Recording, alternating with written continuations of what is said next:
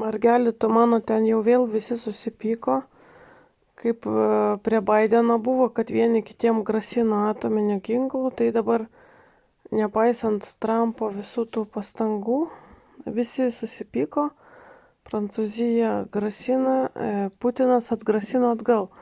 Pasakė, jeigu Prancūzija bandys su atominiu ginklu lysti, atsakas bus atominis. Ir nurodė, kad atominiai smūgiai būtų pražūtinga pačiai Prancūzijai. Rašo, Prancūzija turi 56 reaktorius, aš nežinau, ką čia reiškia, jie šitiek atominių turi. Tai tada būtų pražūtinga, kad ir kokius ginklus turėtų. Ukrainoje pademonstravo atominį terorizmą, tai rusai apie tą ir šneka, kad pataikys kur nors pūlę durą į atominę. Matyt, nori paklausti, ką savo prancūzai leidžia iš tikrųjų šitaip šnekėti. Dabar dar sugaudžiau, kad dieną ar dvi prieš Norvegiją atseit 7,6 milijardo skiria Ukrainai. Tai dėl to rusai ir siunta, dėl to rusai ten viską ir bombarduoja. Pažiūrėkite, Anglija tiek milijardų, Norvegija tiek, euros 840. Tai nesauginti, tai Ukraina yra laikoma Europa, tikroji Europa. Kaip jie ten, kokie lozungai, apginsime Ukrainą, rusai čia neteis. Kasčiūnas pasakė, reikia užminuoti pasienį su Rusija, su tom matyt kasetiniam bombom, iš kurių tyčiojos visas pasaulis. Pasirodo, vakar buvo tikroji diena, kai įsigaliojo išėjimas iš kasetinių bombų konvencijos, tai dėl to ir kilo skandalas. Tiksliau užvakar. Tai užvakar išėjom ir vakar kilo skandalas. O kai jau sausį išėjome, atseit sausį Lietuvoje jau išėjom, o tarptautiškai kovo. Tai nekilo skandalas. Ir kai Liepa nubalsavo, nekilo skandalas. O dabar tai jau kilo. Dar Trumpas pradėjo pyktis su Rusija, bet tai yra jo toksai stilius. Jo yra toksai stilius ir matyt Putinas žino tą stilių. Tai Putinas pasakė, kad jau tada, jeigu Trumpas pyksta ir sankcijom grasina bankiniam, tai tada jisai gal jau ir kalbėsis apie ugnies nutraukimą. Ir dar praneša Skotas Riteris, tai toksai atsargos žvalgybininkas, kad UK kariai, Kurske, pateko į katilą. Ten iš viso su Britais 10 000 karių ir Times of India ir visi kiti kanalai praneša, kad Kurske mėsmalė užsikūrė. Ir dar praneša, kad jau rusai labai advancina visur, per visus galus. Ir dar amerikiečiai praneša, kad jie išjungė Maxar satelitus. Nors Maxar satelitas apsirašo, kad tu gali free of charge žiūrėti, bet Maxarą jiems suteikė karo reikmėm ir ukrainiečiai nesilaikė susitarimo.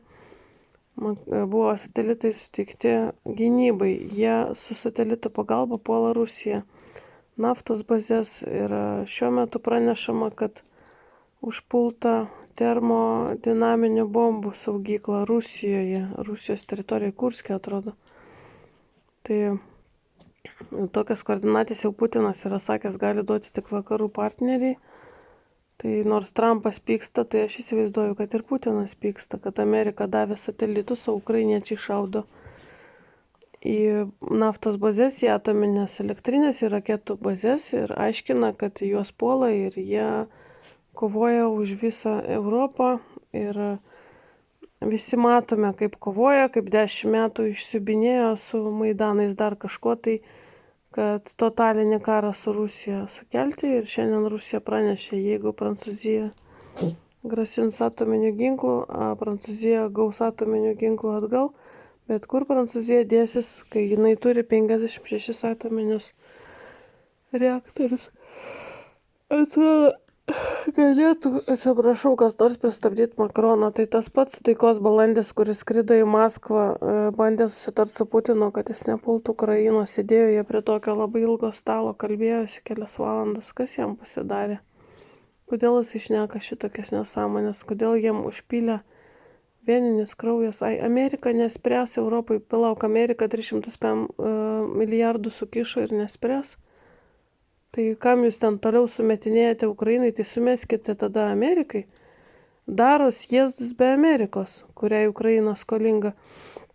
sumeskit Amerikai, tada tarkite su Amerika, kad jinai pasitrauktų. Tai nori atsimti pinigus, nes, kaip sakė gospodinas Trumpas, kad ten vieną kariuomenės rūšį galima pilnai atnaujinti už tokią sumą, kodėl ta suma buvo sukišta į Ukrainą. Tai va tokios va naujienos, dėkoju, kad kai kurie atsišaukėt ir remet, net tai vis tiek sudėjus viską, tai bus, kiek čia bus? Bus 60 eurų už savaitę. Tai bent jau dabar gerai, bent ne 10. O tai dirbi. 3000 virš prenumeratorių, špyga taukuota ir viskas yra dirbk. Tai nežinau, aš sakau tada arba dirbti su YouTube, išjungti visus komentarus, nebendrauti su žiūrovais iš viso. Arba nedirbti. Ir kažkoks tada tarpinis variantas, kad žiūrovai prisideda. Taigi nesunku. Niekas ir nesako, kad kiekvieną kartą prisidėkite. Tai nors kartą į metus. Yra tokių, kurie nie karto neprisidėjo ir sėdi ir labai gudručius vaidino, tai tiek.